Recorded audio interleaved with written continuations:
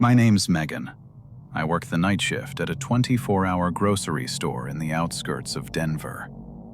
It's not glamorous. Fluorescent lights, humming freezers, and the faint smell of bleach that never quite leaves your clothes. But it's steady work.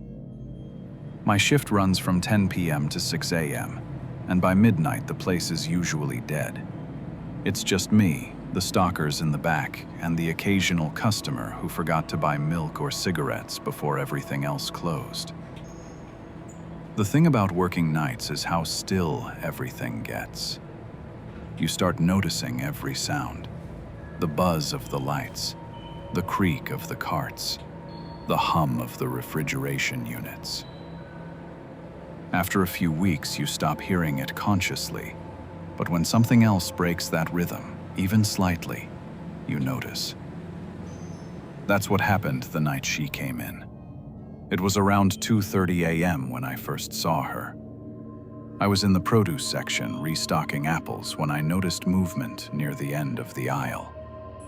A woman, mid-30s, maybe early 40s.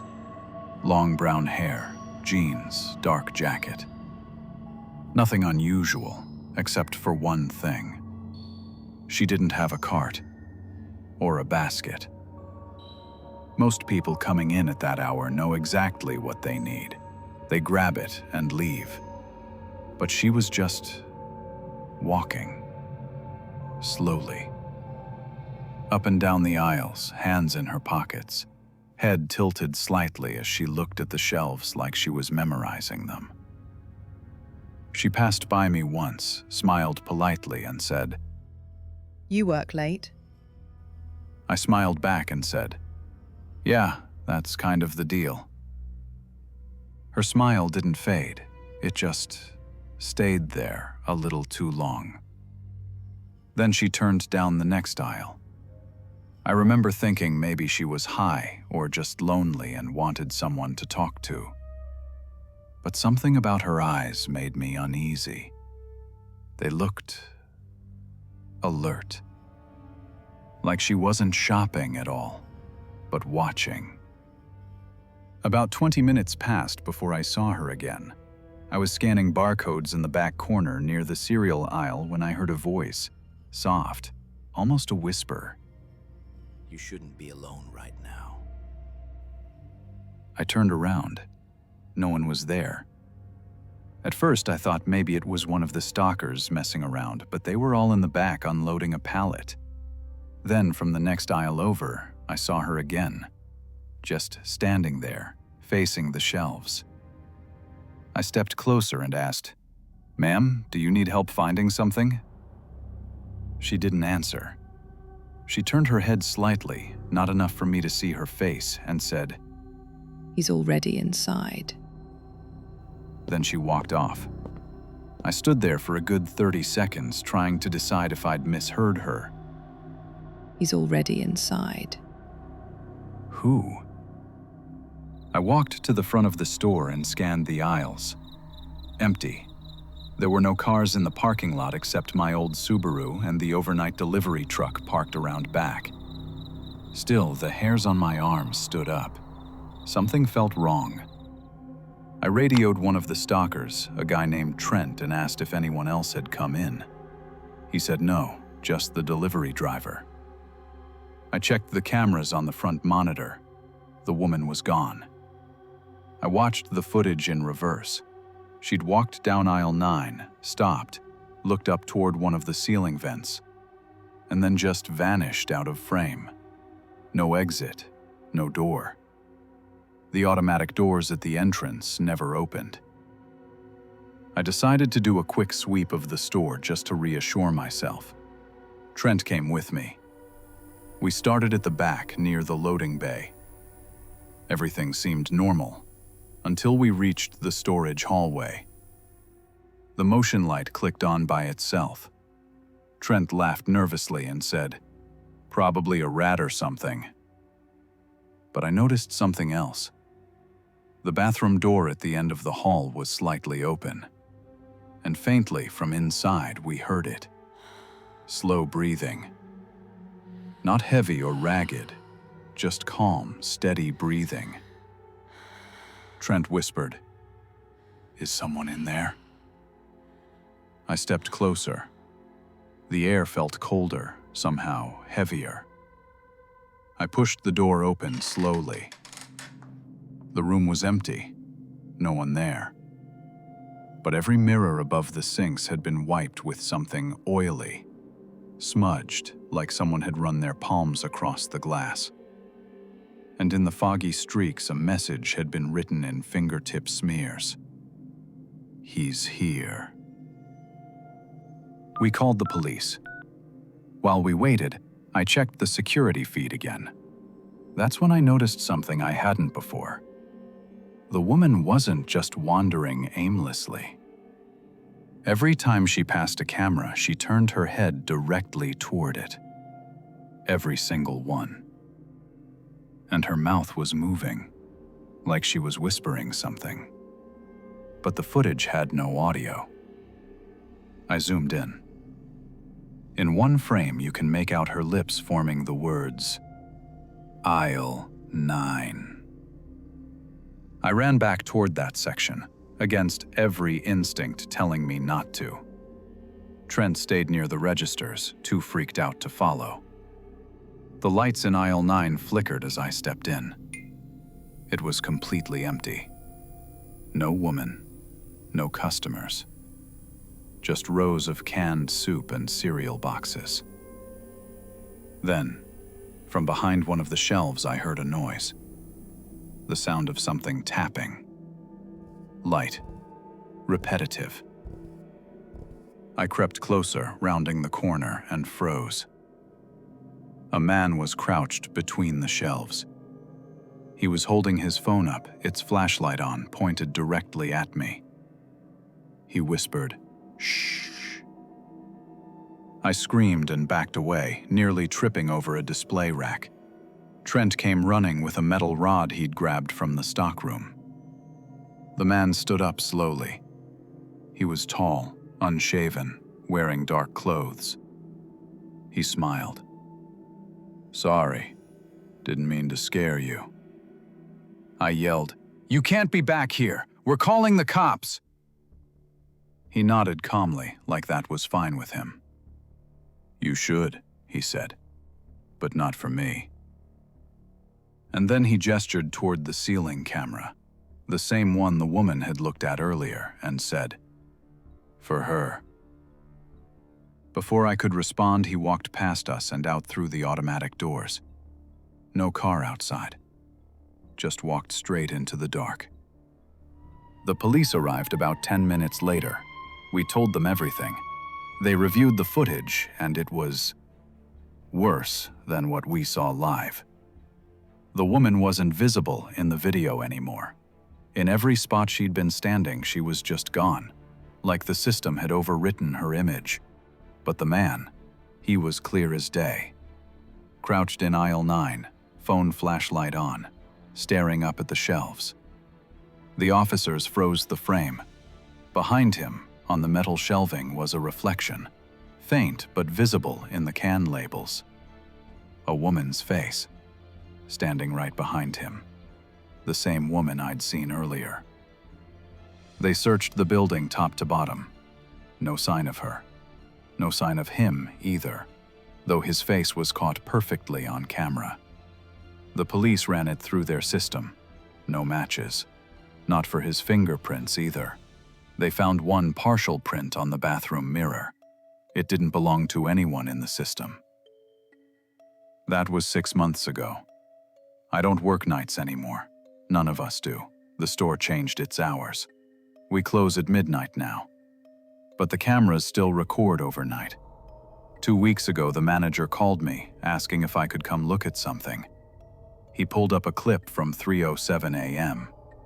Empty store. Lights dimmed. Then, from the far end of aisle 9, a shadow moved across the frame. Long hair. Female. Head tilted slightly down. She walked halfway down the aisle, then stopped, turned toward the camera, and smiled. For just one frame, her lips moved. I zoomed in. She was saying my name.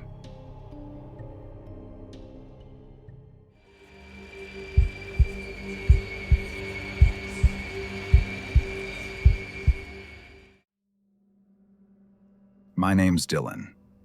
Last winter, I worked the night shift at a gas station off Highway 50, about 15 miles outside Sacramento.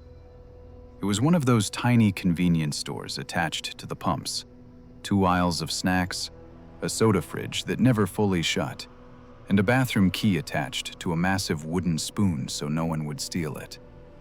Nothing fancy, but it was quiet, and the pay was enough to get me through school. Most nights were dead. Between midnight and sunrise, I'd maybe see 4 or 5 cars. Usually truckers grabbing coffee, or locals filling up on their way to a night shift somewhere else. That's why I remember him so clearly. It was a Tuesday, cold but not freezing. I remember because I'd stepped outside for some air around 2:15 a.m. The lot was empty. The only light came from the buzzing fluorescent lamps above the pumps and the occasional flash of headlights from cars speeding down the highway. That's when I saw him, a guy standing by pump 6. He wasn't getting gas, no car next to him. He was just standing there, hands in his coat pockets, head tilted slightly down like he was waiting for something. I figured maybe his car broke down and he was waiting for a tow, so I walked out to ask if he needed help. But halfway across the lot, something felt off. He didn't turn when I called out, didn't move at all. When I got close enough to see his face under the light, I froze. He was smiling. Not a friendly smile, a weird, fixed grin that didn't match his eyes. His expression was completely blank except for that smile, and he was staring right at me. I stammered something like, "Hey, we're closed for outdoor service. You okay, man?" Nothing. He didn't even blink. I backed off and went back inside, locking the door behind me. When I looked out the window again, he was gone. For a few minutes, I tried to convince myself I'd imagined it. Maybe it was just someone passing through. I made myself a coffee and started restocking shelves. Then the motion sensor chime went off. Ding, ding. It's the sound the door makes when someone walks in, except I hadn't unlocked it. I looked up. The door was closed, but the sensor light above it flickered like it thought someone had entered. I told myself it was just a glitch, old system, cheap wiring. But my hands were shaking a little when I went to double-check the lock. That's when I saw it. Outside, under the lights, the man was standing again. This time he was closer, about 20 feet from the door, half hidden in the shadows near the air pump, still smiling. I didn't go back outside. I just stood there, watching. He didn't move for a solid minute, then slowly turned his head toward the security camera above the door and waved. That wave, slow, deliberate, sent chills down my spine. Then he walked out of frame. I ran to the monitor behind the counter, flipping through the cameras. The feed for Pump 6 showed him walking toward the back of the building, and then, suddenly, static. Every camera went black for about 10 seconds. When the feed came back, he was gone. At this point, I was panicking. I called my manager, Pete, who lived about 15 minutes away. I told him someone was hanging around outside, acting weird. He groaned, half asleep, and said he'd drive over. I hung up and tried to stay calm. For the next few minutes, everything was silent. Too silent. Then, the back door handle rattled. It's one of those metal utility doors meant for employees only. It doesn't have a window, so all I could do was listen as someone jiggled the handle. Slowly at first, then harder. I shouted, "We're closed. You need to leave." No answer. Then came a low knock, 3 times. And after a few seconds, another knock, this time from the front door. I froze. The back door went quiet, and now someone was knocking on the glass entrance. When I finally looked up, there he was again, standing under the light, face pressed against the glass. That same unnatural smile stretched across his face. His breath fogged the window, and I swear he whispered something I couldn't quite make out. That's when I noticed something in his hand. A gas pump nozzle. He lifted it slowly, dragging the hose behind him, and pointed it toward the window. I didn't wait to see what he'd do next. I ran to the counter and hit the panic button. The alarm shrieked through the building. He flinched at the sound, dropped the hose, and took off into the dark. By the time the cops showed up, there was no trace of him. The officers searched the area, found footprints in the gravel near the dumpster, but they led off toward the woods behind the station. I showed them the camera footage, but most of it was useless. Every time he came close to a camera, the feed glitched. The only clear frame showed him standing by pump 6, face half lit, eyes wide, grin frozen like a mask. One of the officers said it was probably some tweaker trying to mess with me. Maybe, but I wasn't convinced. Pete showed up just as they were finishing their search. He reviewed the tapes with me again and noticed something that made my stomach drop. At the start of my shift, right around 10:45 p.m., there was a brief flash on the camera, a shadow moving behind the dumpster. Hours before I saw him the first time. He'd been there the whole night. For the next few weeks, I worked days only. I begged Pete to switch me off nights. He said okay, but when one of the new hires quit suddenly, I had to cover a night again. It was about a month later. Same shift, same time. Everything was quiet until around 3 a.m., when I noticed something strange. The number 6 light on the pump display was flickering. The kind of flicker that means someone's trying to use it. But no car was there. I checked the camera feed. The nozzle for pump 6 was off the hook, just hanging loose. And underneath it, something glinted on the pavement. I zoomed in. It was a keychain, a small plastic tag with a number scratched into it. Number 6. I told Pete about it in the morning, and he swore no one had touched that pump since the incident. We went out there together. The keychain was gone. A few days later, a state trooper stopped by. He said they'd found an abandoned pickup about 2 miles down the highway, near the woods. The inside was covered in dried mud. No license plates, no registration, no trace of the owner. But there was something in the passenger seat. A plastic keychain. From our station. Pump 6. That was enough for me. I quit the next day. I got a job at a hardware store in town. It doesn't pay as well, but I sleep at night now. Mostly. Sometimes when I drive home from work, I take a shortcut that passes the old station. Pete still runs it, but he says business has dropped since I left. He told me something weird last week. He said every night, right around 2 a.m., Pump 6 turns on for a few seconds, just long enough to register a gallon, before shutting off again. Security footage never shows anyone there, but the last frame before it cuts to static, the nozzle swinging slowly, like someone just let go of it. Thanks for listening. If you enjoyed stories, subscribe and like this video. We share new stories every week.